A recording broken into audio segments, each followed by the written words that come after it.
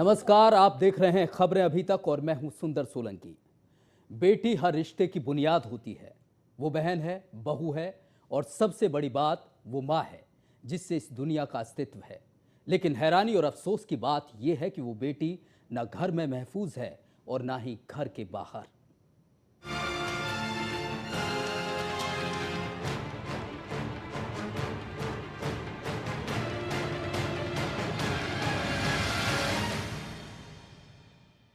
न शिक्षा के मंदिर में, न अपनों के बीच, न घर की चार दीवारी के बाहर, कहीं भी महफूज नहीं है। लाड़ो, हर जगह है बेटी पर बुरी नजर। बेटी को बुरी नजर से बचाओ। बेटियों को बुरी नजर से बचाओ, ये कोई अपील नहीं है, ये दरअसल चेतावनी है। ये शर्मनाक है, अफसोसजनक है कि हमारे तथाकथित सभ्य और पढ़े लिखे समाज में हमारी बेटियां महफूज नहीं हैं। होश संभालने के बाद से ही बुरी नजरें उनका पीछा करने लगती हैं। न उनका बचपन, न उनकी जवानी, कुछ भी महफूज नहीं है। बेटियां न घर में सुरक्षित हैं और न ही घर के बाहर। और उससे भी हैरान कर देने वाले हालात तब हो जाते हैं जब शिक्षा के मंदिर में, जहां उनका जीवन संवारने के लिए भेजा जाता है, वहां भी भगवान का दर्जा पाने वाले शिक्षक उनकी असमत से खेलने को बेताब रहते हैं। जी हां, एक ऐसा सच सामने आया है जिसने हमारे समाज को नंगा कर दिया है। शिक्षा विभाग की रिपोर्ट में ये सच सामने आया है, जिसमें खुलासा हुआ है कि मासूम बच्चियों को बचपन से ही अपनी हवस का शिकार बनाने के लिए इंसानी शक्ल में भेड़िए स्कूल में, घर में, घर की चार दीवारी के बाहर हर जगह मौजूद है। ब्यूरो रिपोर्ट, खबरें अभी तक। जी हां, समाज का एक ऐसा नंगा सच जिसने हमें सोचने पर मजबूर कर दिया है, जो बेहद ही अफसोसजनक है। हमारी बेटियां न घर के बाहर सुरक्षित हैं, न घर के भीतर सुरक्षित हैं। और हैरानी और अफसोस की बात यह है कि जिस स्कूल में उनके भविष्य को संवारने के लिए हम भेजते हैं, वहां भी वे महफूज नहीं हैं। इस बड़ी एक खास बहस में हमारे साथ एक खास पैनल मौजूद है।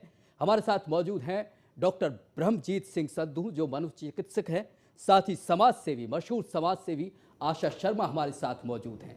पहले हम उस रिपोर्ट का रुख करेंगे जिसने इस सच को सामने लाया है। जी हां, हरियाणा के स्कूल में बच्चियां सुरक्षित नहीं हैं। यह खुलासा प्रदेश सरकार के जरिए रेवाड़ी में करवाए गए सर्वे में हुआ है। रेवाड़ी की सैकड़ों नाबालिग छात्राओं ने माना है कि उनके साथ यौन शोषण हो रहा है। वहीं प्रदेश की शिक्षा मंत्री ने भी सर्वे की रिपोर्ट को दुर्भाग्यपूर्ण बताया है। शिक्षा मंत्री गीता बुक्कल ने कहा है कि यौन शोषण को रोकने के लिए एक कमेटी बनाई जाएगी। हरियाणा में संरक्षण गृहों और नारी निकेतनों में रहने वाली लड़कियां ही नहीं, बल्कि स्कूलों में पढ़ने वाली बच्चियां भी चुपचाप यौन शोषण की पीड़ा झेलने के लिए मजबूर हैं। ये शर्मनाक हकीकत उस वक्त सामने आई जब इस बारे में हरियाणा सरकार के शिक्षा विभाग ने प्रदेश के रेवाड़ी जिले में एक सर्वे करवाया। इन 600 स्कूलों में 40,000 छात्राएं पढ़ रही हैं। इस सर्वे में कुछ छात्राओं ने लिखित में जवाब देकर बताया कि किस तरह उनके साथ यौन शोषण हो रहा है। रेवाड़ी की डीईओ ने बताया कि छात्राओं के साथ हो रहे यौन दुर्व्यवहार को रोकने के लिए उनके अभिभावकों के साथ बातचीत की जाएगी। वहीं स्कूल की अध्यापिका ने कहा कि अगर परिवार के लोग बच्चों को समय दें तो इन मामलों में गिरावट आ सकती है। बच्चे जो किसी भी हादसे का शिकार होते हैं, उनको कैसे रिस्टोर करें, मेन स्ट्रीम में लेकर आएं। और उसके बाद हमारा अपना अगला कदम होगा कि हम बच्चों के अभिभावकों के साथ भी इस प्रकार की बैठक करें, ताकि उनको बताया जाए कि उनके बच्चे कहाँ सुरक्षित नहीं। बच्चों को जो मोरल एजुकेशन देनी चाहिए थी, वो मोरल एजुकेशन की कहीं ना कहीं जो घरों में देनी चाहिए, वहाँ कमी आ रही है। विद्यालय अपना कर्तव्य निभा रहा है, लेकिन अगर हम घरों की बात करते हैं तो घर में माता पिता के पास इतना समय ही नहीं है कि वो बच्चे को कुछ अच्छी बातें सिखा सके, उसको संस्कार दे सके। और जहाँ संस्कार देने की कमी आई, वहीं पर ये सारी समस्याएं शुरू हो जाती। वहीं हरियाणा के शिक्षा मंत्री बुक्कल ने भी माना कि रेवाड़ी जिले में जो सर्वे किया गया है, उसमें काफी चौंकाने वाले और दुर्भाग्यपूर्ण आंकड़े सामने आए हैं।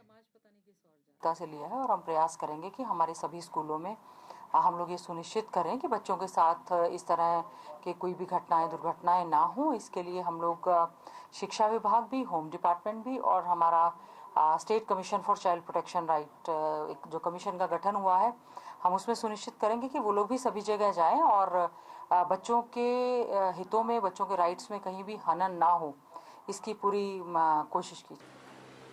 सूत्रों की माने तो रेवाड़ी में लगभग 1000 छात्राओं ने यौन शोषण का चौंकाने वाला खुलासा किया है और इसमें भी ज्यादातर संख्या 5वीं से 8वीं कक्षा में पढ़ने वाली नाबालिग छात्राओं की है, जिन्हें शायद यौन शोषण का मतलब भी नहीं पता है।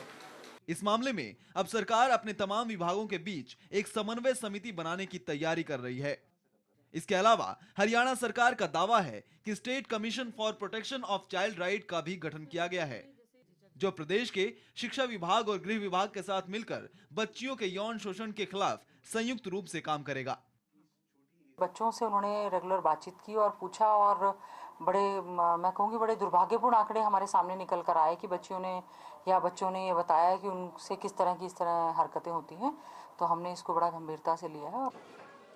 हरियाणा के तमाम स्कूलों में पढ़ रही बच्चियों के साथ हो रहे यौन शोषण की सच्चाई जानने के लिए हरियाणा सरकार इस प्रकार का सर्वे अब पूरे प्रदेश में कराने जा रही है, ताकि वास्तविक स्थिति का पता लग सके। लेकिन जब अकेले रेवाड़ी जिले का यह हाल है, तो पूरे प्रदेश की स्थिति का अंदाजा आसानी से लगाया जा सकता है। चंडीगढ़ से मनोज कुमार, खबरें अभी तक। ये रेवाड़ी जिले का सर्वे है, जहां 30,000 से ज्यादा छात्राओं के साथ पूछताछ की गई और उसमें ये बात सामने आई, हजारों बच्चियों ने ये बात स्वीकारी कि उनके साथ, चाहे वो घर के बाहर हों चाहे घर के भीतर हों, यौन शोषण से अछूती नहीं है। बड़े अफसोस और हैरानी की बात यह है, मैडम आशा शर्मा मशहूर समाज सेवी हमारे साथ इस पैनल में मौजूद हैं। आशा जी, आपके पास आना चाहूँगा। बड़ी हैरानी की बात है, साल में 2 बार नवरात्रे करते हैं हम इस देश में, हम गर्व करते हैं कि यहाँ नारी को पूजा जाता है। ये आखिर हो क्या रहा है? ये हो क्या रहा है, यही प्रश्न हमारे जहन में हरदम घूमता रहता है। आखिर हम क्या हो गए हैं और ऐसा क्यों हो गए हैं? अभी आपने बताया कि बेटियां जो हैं, बहनें जो हैं, माताएं जो हैं, कोई भी हो, घर के अंदर भी सुरक्षित नहीं है, बाहर का तो क्या कहा जाए। तो इससे तो एक बात यही सामने आती है कि हमें जो अंकुश लगाना है, अगर हमें किसी को शिक्षित करना है, अगर हमें किसी को कुछ सिखाना है, अगर हमें किसी के अंदर संवेदनशीलता लानी है, अगर हमें किसी के अंदर आपस में एक दूसरे का आदर करने का भाव उत्पन्न करना है, तो वो पुरुष वर्ग के लिए बहुत ज़्यादा ज़रूरी है। क्योंकि ये जितने भी कारनामे होते हैं, ये कोई आयु से बंधी हुई बात नहीं है। चाहे वो नाबालिग बच्चे को देख लीजिए, वो भी यही कृत्य कर रहा है, चाहे वो 60, 70, 50, 40 किसी को भी देख लीजिए। तो ये आवश्यक हो गया है कि इन लोगों के लिए किसी तरह के ऐसे कार्यक्रम होने चाहिए, किसी तरह के ऐसे चीज़ें की जानी चाहिए कि इनके अंदर एक इंसानियत की बोध हो। अब तो इस सीमा तक हम पहुंच गए हैं कि क्या कहा जाए, जब पिता के पास बेटी सुरक्षित नहीं, भाई के साथ बहन सुरक्षित नहीं, पति के अंतर्गत पति के उसमें पत्नी सुरक्षित नहीं, बाहर सुरक्षित नहीं, तो कुछ ना कुछ तो बहुत बड़ी बात उठाई है आशा शर्मा जी आपने, जिस तरह से कहा है कि जो इंसानियत है वो कहीं ना कहीं दूर होती जा रही है, उसकी कमी महसूस की जा रही है। और यही वजह है कि हम बेटी को बेटी नहीं कह पा रहे हैं। डॉक्टर संधू, ब्रह्मजीत सिंह संधू, मशहूर मनोचिकित्सक हमारे साथ इस पैनल में मौजूद हैं। डॉक्टर संधू, क्या ये माना जाए कि आखिर जिस तरह से ये सारे मामले सामने आ रहे हैं, रोज़ रेप की घटनाएं अलग से, और बड़ी हैरानी की बात यह है कि जिन बच्चियों ने होश संभाला है, दूसरी, 5वीं, 6ठी, जो बच्चियां बचपन में अपने में लीन होती हैं, उन्हें पता ही नहीं होता है और उसका फ़ायदा उठाया जाता है। आखिर ऐसी ये क्या मानसिकता है? जी, मैं सबसे पहले तो इस सर्वेक्षण पर प्रकाश डालना चाहूँगा कि ये तो एक छोटा सा पायलट प्रोजेक्ट है जिसने हम सब लोगों को चौंका दिया है।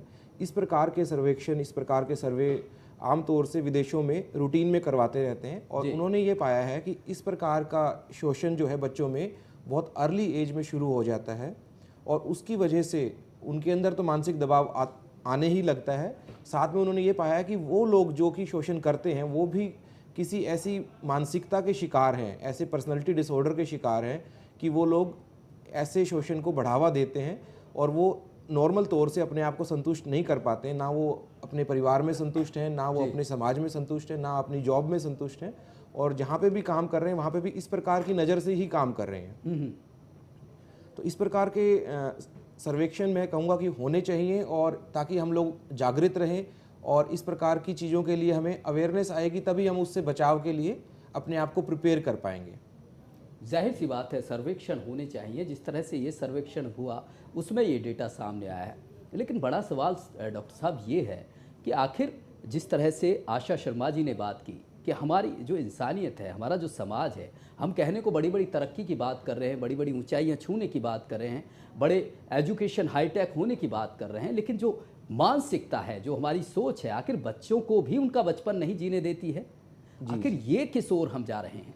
जी, मैं यही कहना चाहूँगा कि हम लोग आज के समय पे तरक्की की बात करते हैं, विकास की बात करते हैं, तो हम नो डाउट कि हमारा देश विकास कर रहा है, लेकिन जैसे हम विकासशील देश से विकसित देश की तरफ बढ़ रहे हैं, तो विकसित देश की जो कमियां हैं वो भी हम उनको साथ साथ ग्रहण कर रहे हैं, यह जानते हुए भी कि पश्चिमी देशों के अंदर इस प्रकार की कमियां हैं, वहाँ पे इस प्रकार की गतिविधियां होती रहती हैं, और उन जैसे जैसे विकास हो रहा है हम लोग और ज़्यादा मेटेरियलिस्टिक होते जा रहे हैं, और उस वजह से शायद अपने संस्कारों को भूलने लगे हैं। हमारे संस्कारों में जैसे अभी हम बात कर रहे थे कि बेटी को किसी भी एक गर्ल को बेटी, माँ और इसी बेटी और माँ के रूप में देखा जाता है और पूजा जाता है।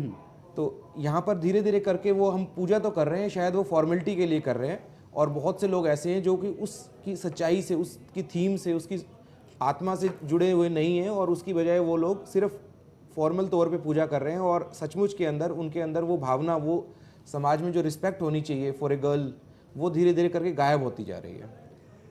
कहीं ना कहीं वही बात, जहनियत में कुछ और है और दिखाते कुछ और है। स्थिति ये है समाज की। समाज का जो दोहरा रवैया है वो कहीं ना कहीं बेटियों के लिए मुश्किल खड़ी कर रहा है। यहाँ एक छोटे से ब्रेक के लिए रुक रहे हैं, लेकिन जब ब्रेक से लौटेंगे तो जानेंगे हमारे खास मेहमानों से कि क्या इस समस्या का, इस मुश्किल से कुछ हल है, इससे बच निकलने का, इससे बाहर आने का। हमारी बेटियां आखिर सुरक्षित कैसे रह पाएंगी, एक छोटे से ब्रेक के बाद बात करेंगे।